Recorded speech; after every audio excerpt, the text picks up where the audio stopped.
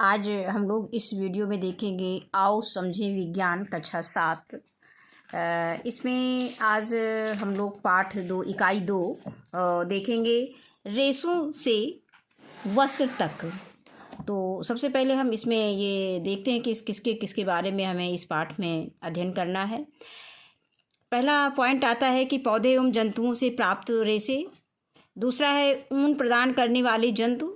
अगला है ऊन तैयार करने की विधि और रेशम कीट का जीवन चक्र, रेशम प्राप्त करना, दैनिक जीवन में जंतु रेशों की उपयोगिता एवं महत्व।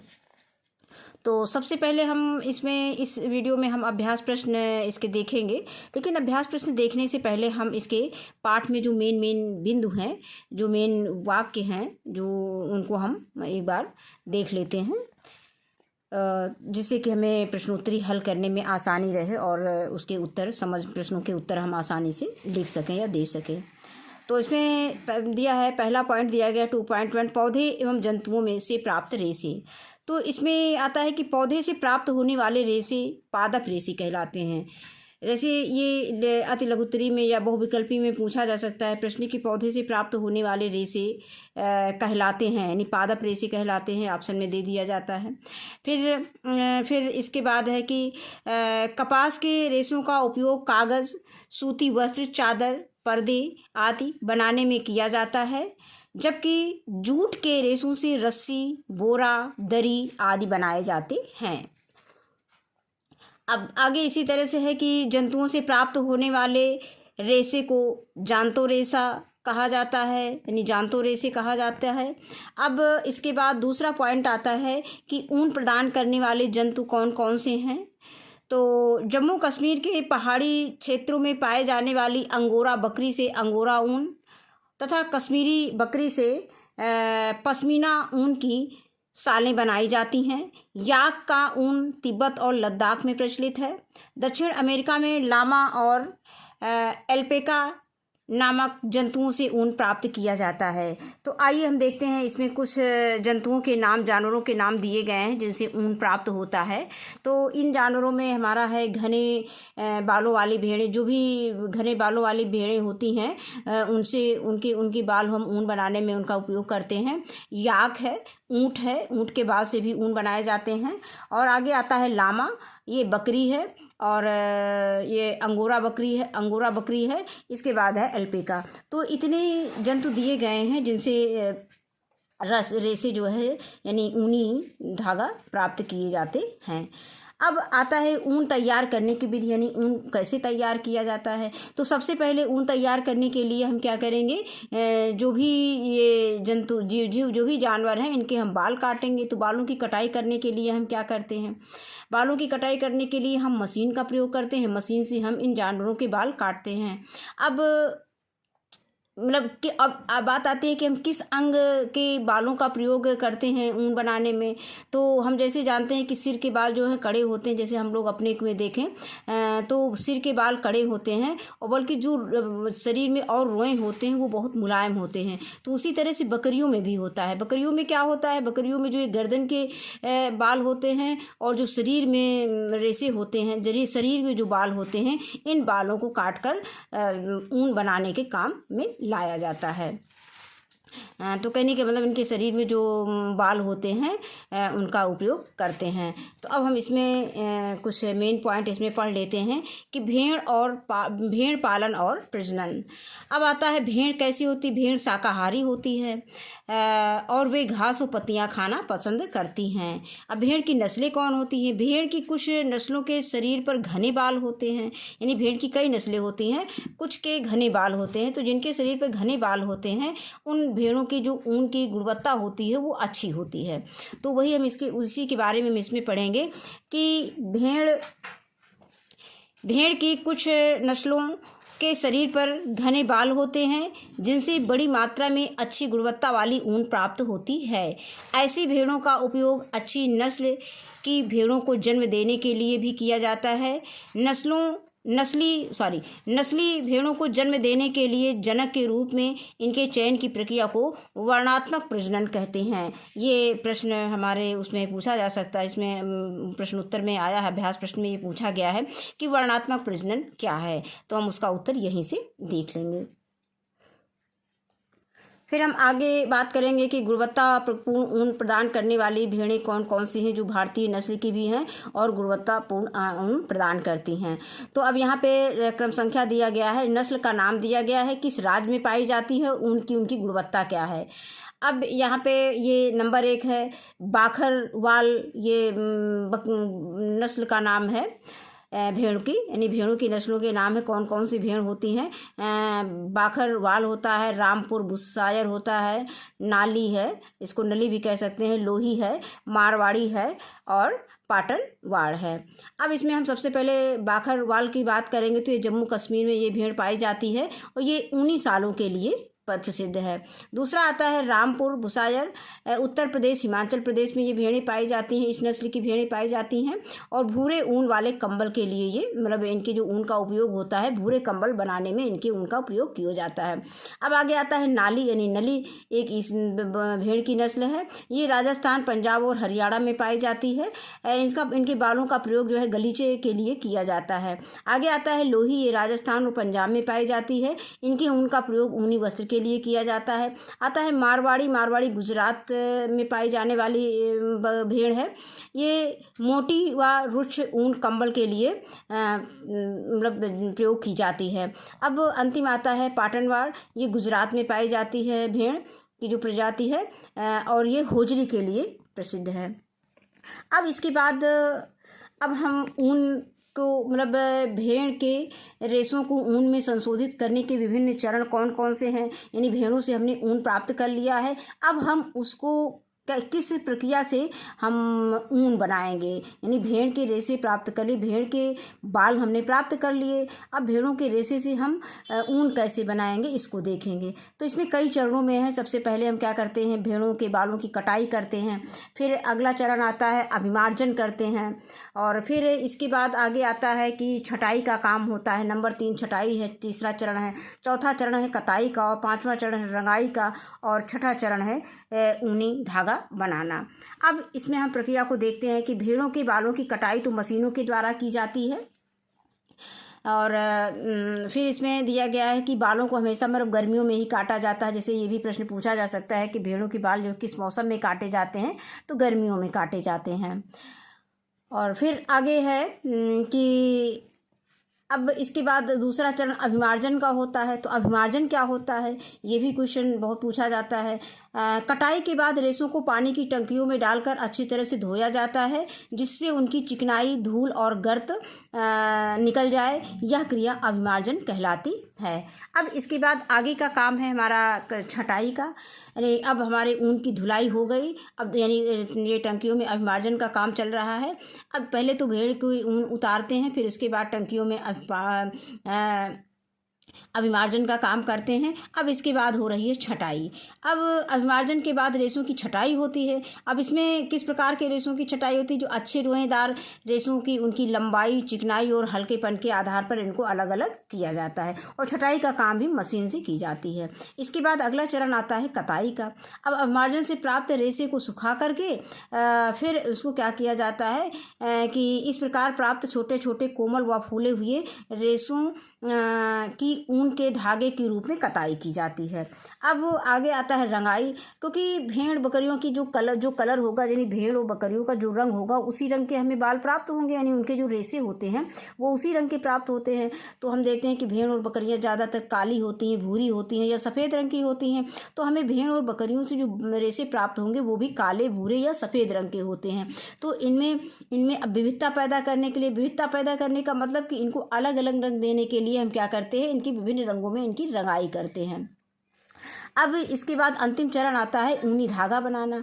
अब रंगाई के पश्चात प्राप्त इन रेशों को सुलझाकर सीधा किया जाता है और फिर लपेटकर उनसे धागा बनाया जाता है और इसके बाद लंबे रेशों को काटकर स्वेटर की बुनाई वाले ऊन में और अपेक्षाकृत छोटे छोटे रेशों को काटकर ऊनी वस्त्रों की बुनाई में इसका उपयोग किया जाता है। अब इसके बाद कुछ इम्पॉर्टेंट बातें इसमें बताई गई हैं। जैसे इन्होंने कहा कि जब जंतु के रेशे की छटाई करने वाले जो कारीगर होते हैं, कभी कभी उन्हें एंथ्रेक्स नामक जीवाणु द्वारा वो संक्रमित हो जाते हैं। किस जीवाणु द्वारा संक्रमित होते हैं? एंथ्रेक्स नामक जीवाणु के द्वारा संक्रमित होते हैं, जो कुछ समय के बाद एक घातक रुधिर रोग शॉर्टर्स रोग के रूप में दिखाई देने लगता है। अब शॉर्टर्स रोग क्या है? अब इसे पूछा जाए कि शॉर्टर्स रोग कौन सा जनित रोग है, तो ये रुधिर जनित रोग है, यानी रुधिर का रोग है, एक घातक रुधिर रोग ये है शॉर्टर्स रोग। अब किसी भी उद्योग कारीगरों द्वारा ऐसे जोखिमों को झेलना व्यावसायिक संकट कहलाता है। कहने का मतलब जो शॉर्टर्स रोग है ये घातक रोग है इसे।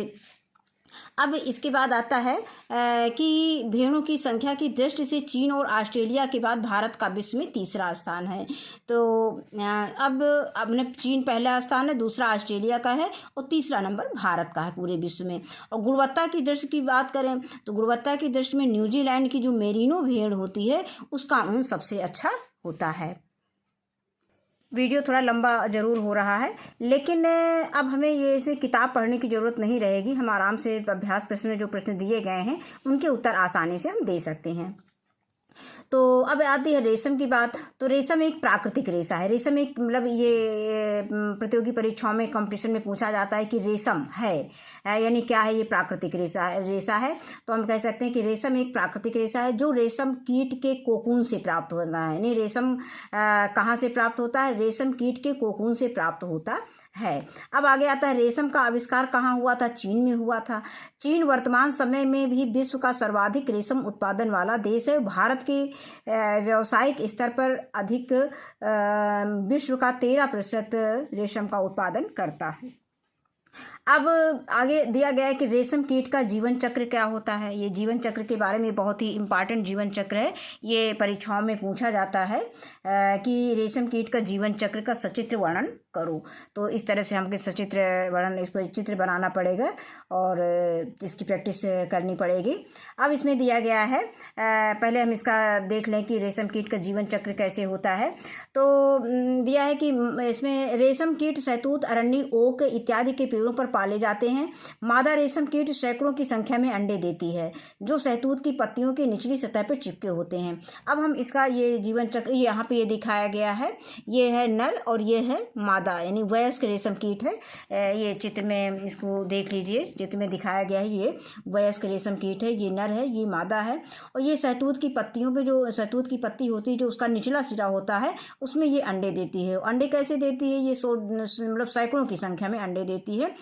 और इसके बाद ये जो है इन अंडों में सफ़ेद रंग के लार्वा निकलते हैं, जिन्हें हम क्या कहते हैं? अंडों से धीरे धीरे लार्वा निकल आता है, जिसे हम क्या कहते हैं? रेशम कीट कहते हैं। अब लार्वा को हम इल्ली भी बोलते हैं या कैटरपिलर भी बोलते हैं।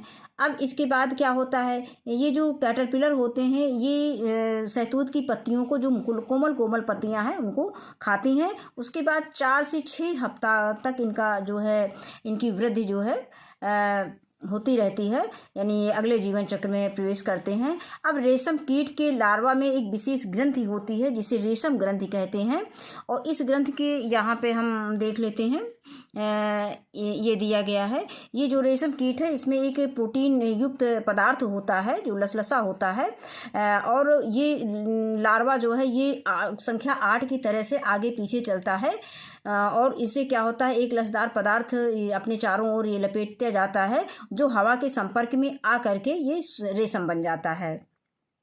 और इसी बीच में ये यहाँ पे चित्र में दिखाया गया है, ये देख लेते हैं। जो हवा के संपर्क में आने पर सूख कर रेशम के रेशे में बदल जाता है। इसी बीच जो लार्वा प्यूपा में रूपांतरित हो जाता है। ये हम चित्र में देखते हैं, ये लार्वा है। ये प्रक्रिया क्या है? ये वयस्क रेशम कीट है। वयस्क रेशम कीट ने क्या किया?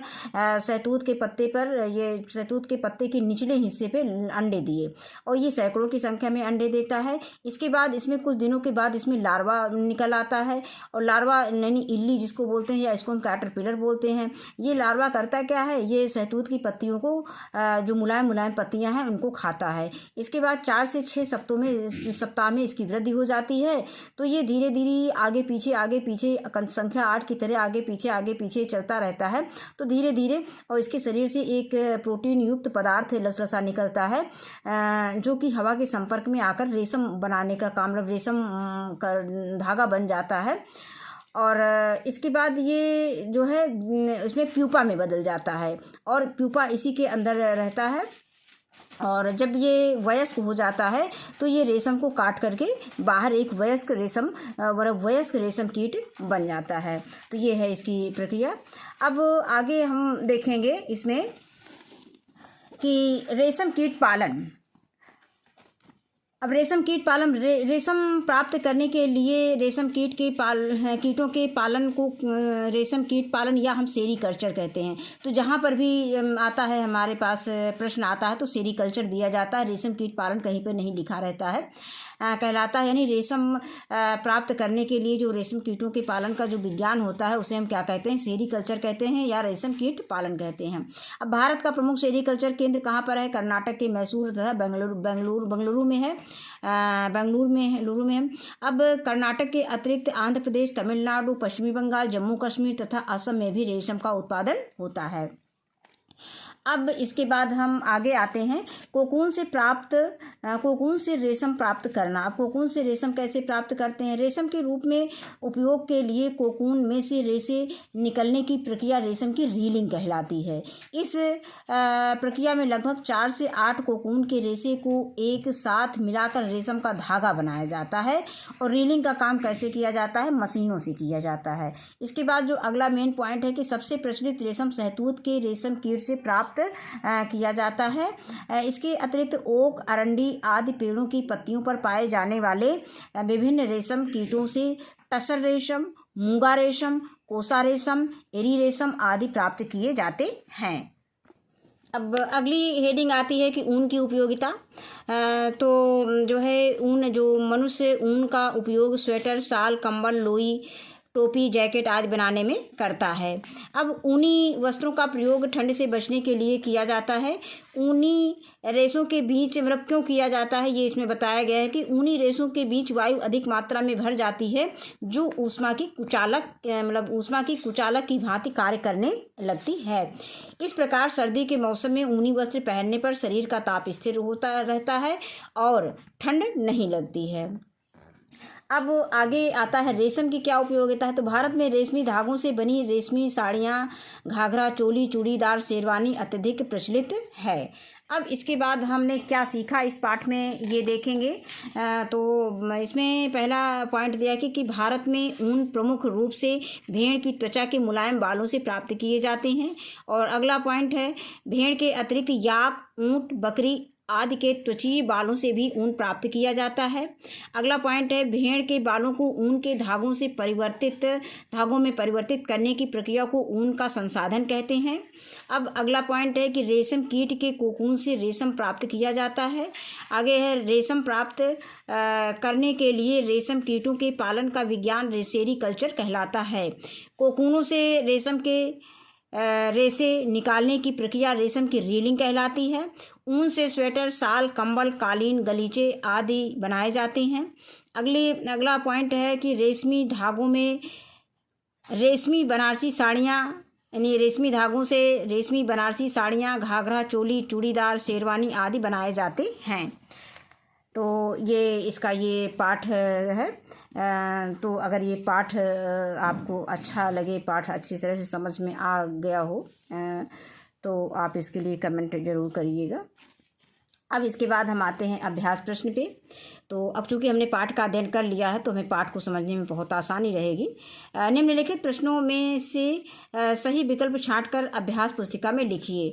तो ऊन धारण करने वाले जंतु क्या होते हैं? तो यहाँ पे ऊँट तथा याक और एल्पेका तथा लामा, अंगोरा बकरी तथा काश्मीरी बकरी और उपरोक्त सभी। तो यहाँ पे क्या हो जाएगा? उपरोक्त सभी। इसमें हम उपरोक्त सभी में निशान लगा देंगे क्योंकि हमने पाठ को पढ़ लिया है तो हमें आसानी से हम इसके उत्तर दे सकते हैं। यहाँ पे इसमें हम सही का निशान लगा देंगे। अब आता है भेड़ तथा रेशम कीट होते हैं। अब भेड़ तथा रेशम कीट क्या होते हैं? दोनों शाकाहारी होते हैं, क्योंकि भेड़ जो है घास वगैरह खाता है और रेशम कीट क्या करता है? पत्तियाँ, शहतूत की पत्तियाँ खाता है, तो ये शाकाहारी है। इसमें शाकाहारी में निशान लगा देंगे। अब आगे प्रश्न दिया गया है गा कि भेड़ के रेशों की चिकनाई, धूल और गर्त निकालने के लिए की जाने वाली प्रक्रिया क्या कहलाती है? अभी हमने पढ़ा था, अभिमार्जन कहलाती है। तो इसमें हम अभिमार्जन में निशान लगा देंगे, अभिमार्जन है। अब इसके बाद रेशम है। अब रेशम क्या है? मानव निर्मित रेशे हैं, पादप रेशे हैं, जंतु रेशे हैं और उपरोक्त सभी। तो रेशम हमारा जंतु रेशे में आएगा, क्योंकि जंतुओं से प्राप्त हुआ है, तो इसलिए हम इसको जंतु रेशे में रखेंगे। अब आगे आता है प्रश्न संख्या 2, रिक्त स्थानों की पूर्ति कीजिए। तो का दिया गया है कि ऊन सामान्यतः पालतू भेड़ों के त्वचीय बालों से प्राप्त किए जाते हैं, तो यहाँ हम बालों लिख देंगे। खा है ऊन के रेशों के बीच वायु रुक कर ऊष्मा की कुचालक का कार्य करती है, तो यहाँ कुचालक लिख देंगे। अब आगे है, अगला नंबर दिया गया है गा, रेशम प्राप्त करने के लिए रेशम कीट पालन विज्ञान सेरीकल्चर कहलाता है।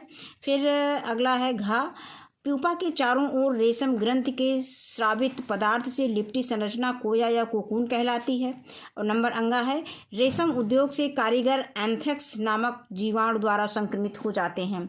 तो पाठ को हमने पढ़ लिया है, तो इसलिए हमें कुछ नया नहीं लग रहा है और ये हमें प्रश्न का उत्तर देने में आसानी हो रही है और इसको समझने में भी आसानी रहेगी। प्रश्न संख्या 3 है कि निम्नलिखित कथन में सही कथन के आगे सही का निशान तथा गलत कथन के आगे गलत का निशान यानी क्रॉस लगाना है। नंबर का है कि कश्मीरी बकरी के बालों से पश्मीना ऊन की सालें बनाई जाती हैं, ये कथन हमारा सही है, तो इसमें हम सही का निशान लगा देंगे। फिर आता है खा, ऊन प्राप्त करने के लिए भेड़ के बालों को जाड़े के मौसम में काटा जाता है, नहीं, इसको गर्मी के मौसम में काटा जाता है, तो ये कथन हमारा गलत है। इसके बाद गा आता है कि अच्छी नस्ल की भेड़ों को जन्म देने के लिए मुलायम बालों वाली विशेष भेड़ों के चयन की प्रक्रिया वर्णात्मक प्रजनन कहलाती है, ये सही है। अब आगे है कि सिल्क या धागा प्राप्त करने के लिए प्यूपा से वयस्क कीट बनने से पूर्व ही कोकून को उबालते पानी में डाला जाता है, ये सही है। फिर आगे आता है रेशम कीट के अंडे को प्यूपा निकलते हैं, रेशम कीट के अंडे से क्या निकलता है? प्यूपा निकलता है, ये सही है। अब अगला प्रश्न है स्तंभ, प्रश्न संख्या 4 है, स्तंभ का में दिए गए वाक्यों को स्तंभ खा के वाक्यों से मिलान कीजिए। तो यहाँ पे अभिमार्जन का काम, अभिमार्जन क्या होता है? काटी गई ऊन की सफाई, जो धुलाई सफाई करते हैं वो अभिमार्जन कहलाता है। अब इसके बाद आता है कोकून क्या है? रेशम के रेशे उत्पन्न करता है, तो इसको हम सा से मिलान कर देंगे। याक क्या है? याक ऊन देने वाला जंतु है, तो इसको हम दा से मिलान कर देंगे याक को। शहतूत की पत्तियाँ क्या है? रेशम कीट का भोजन है, तो घा को हम आ से मिलान कर देंगे। इसके बाद आता है रीलिंग क्या होता है? तो रीलिंग होता है रेशम के रेशे का संसाधन, तो ये रीलिंग कहलाता है, तो अंगा को हम बा से मिला देंगे। और इसको समझने के लिए हमने यहाँ पे दे दिया है, का को या से मिलाएंगे, खा को सा से मिलाएंगे, गा को दा से मिलाएंगे, घा को आ से मिलाएंगे और अंगा को बा से मिलाएंगे। अब इसके बाद आगे प्रश्न आता है प्रश्न संख्या 5, निम्नलिखित प्रश्नों के उत्तर दीजिए। तो पहला प्रश्न दिया गया, ऊन किसे कहते हैं? उन जंतुओं के नाम लिखिए जिनसे ऊन प्राप्त किया जाता है। तो इनके उत्तर हमने कॉपी में लिख लिए हैं। अब इसका उत्तर है कि सामान्यतः भेड़ की त्वचा के बाल के से प्राप्त किए जाने वाले मुलायम रेशे को ऊन कहा जाता है। अब आगे इसमें दिया गया है, उन जंतुओं के नाम लिखिए जिनसे ऊन प्राप्त किया जाता है। तो आगे इसका उत्तर हम लिख देंगे कि याक, ऊंट, बकरी आदि से ऊन प्राप्त किया जाता है। अब अगला प्रश्न दिया गया है कि ऊन प्रदान करने वाले भेड़ों की कुछ भारतीय नस्लों के नाम लिखो। तो जम्मू कश्मीर के पहाड़ी क्षेत्रों में पाई जाने वाली बकरी तथा कश्मीरी बकरी। अब आगे आता है गा, वर्णात्मक प्रजनन से आप क्या समझते हैं? तो इसका उत्तर है कि भेड़ की जिन नस्लों के शरीर पर घने बाल होते हैं, ऐसी भेड़ों का उपयोग अच्छी नस्ल की भेड़ों को जन्म देने के लिए जनक के रूप में चयन करने की प्रक्रिया को वर्णात्मक प्रजनन कहते हैं।